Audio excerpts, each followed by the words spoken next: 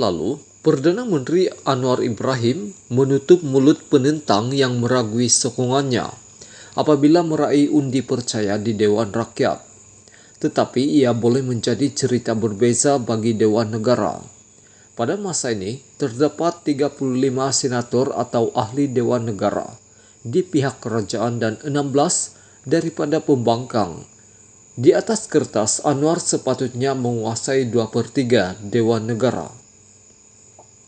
Bagaimanapun tidak seperti ahli Dewan Rakyat yang dipilih mengikut penggal setiap 5 tahun. Pelantikan senator dan tempoh tamat perkhidmatannya berlaku sepanjang tahun. Ini bermakna jumlah yang berpihak kepada Anwar akan berubah dari semasa ke semasa, sambil menyediakan gabungan dan parti bersekutu dalam membuat tuntutan mengenai perkara perundangan dan komposisi Dewan Negara itu sendiri.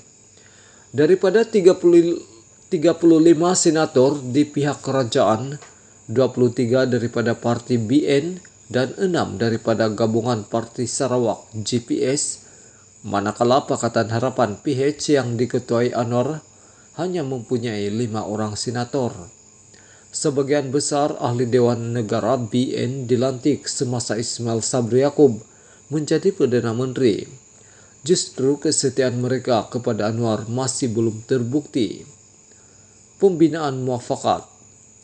Menjelang Februari apabila Dewan Negara bersidang semula, Anwar dijangka bersungguh-sungguh mencari kata sepakat di kalangan rakan gabungan untuk memastikan rang undang-undang kerajaan diluluskan sepenuhnya, termasuk rang undang-undang perbekalan 2023.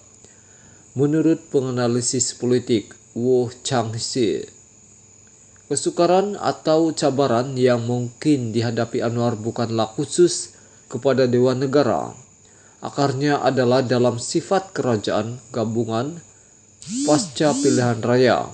Bagaimana untuk mencapai kata sepakat dan menangani perbezaan di kalangan rakan gabungan yang mana mereka semua masing-masing akan bersaing pada pilihan raya akan datang. Mesti ada kata sepakat antara 3 blok utama dalam kerajaan campuran, yaitu PH, BN, dan GPS, yang semuanya mempunyai senator. Sebelum meletakkan dasar utama kerajaan kepada Dewan yang biasanya bermula di Dewan Rakyat,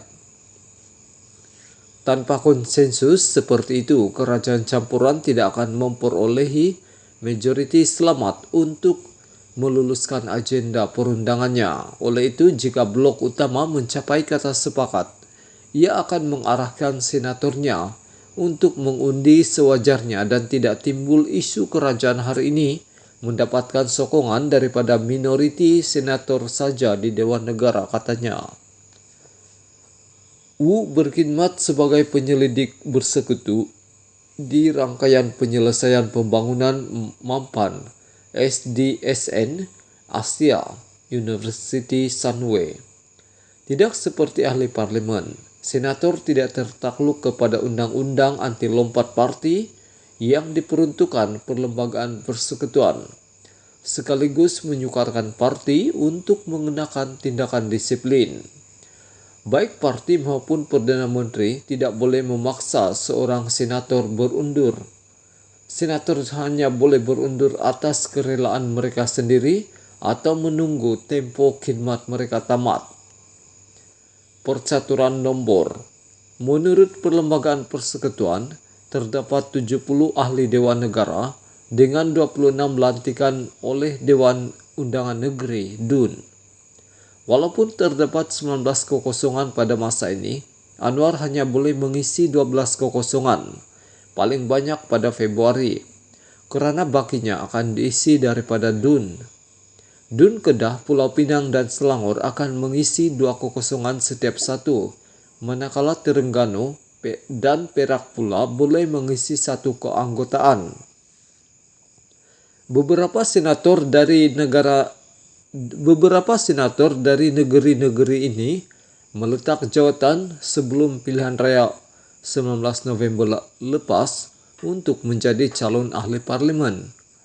Wu berkata memandangkan perjanjian antara PH dan gabungannya tidak menyentuh mengenai pelantikan senator, Anwar secara teknikal boleh meningkatkan bilangan senator mereka maksimum seramai 20 orang di Dewan Negara. Dengan itu masih memerlukan bantuan sekutu untuk meluluskan rang undang-undang. Tanpa sokongan rakan gabungannya khusus Barisan Nasional PH tidak boleh memperoleh majoriti dalam Dewan, katanya. Sekiranya Dewan Negara membatalkan rang undang-undang biasa, Wu berkata ia hanya boleh melambatkan kelulusan undang-undang yang dicadangkan. Memokan kaum ketepikan DAP lagi. Ini karena undang-undang membenarkan yang di Pertuan Agung memberikan perkenan diraja untuk rang undang-undang sekiranya ia dikalahkan 2 kali di Dewan Negara, kecuali rang undang-undang pindaan perlembagaan yang memerlukan majoriti 2/3 tambah Wu.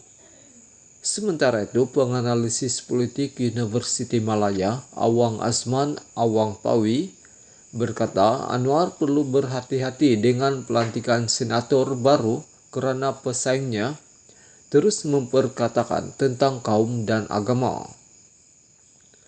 Bagi mengelak persepsi negatif terhadap DAP, formula yang digunakan pakai kerajaan dalam pengagihan portfolio kabinet perlu dijadikan rujukan dalam menggubal komposisi Dewan Negara.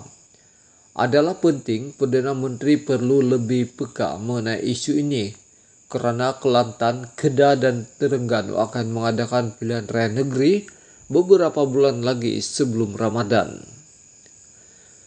Jadi Perikatan Nasional PN mungkin sekali lagi memainkan isu kaum dan agama serta penglibatan DAP dalam kerajaan sehingga menjadi isu besar, katanya.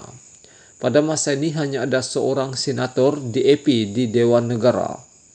DAP diberi 4 jawatan menteri dalam kabinet Anwar walaupun parti itu memenangi 40 kerusi parlimen daripada 82 yang dimenangi PH. Anwar kemudiannya melantik 6 timbalan menteri daripada DAP.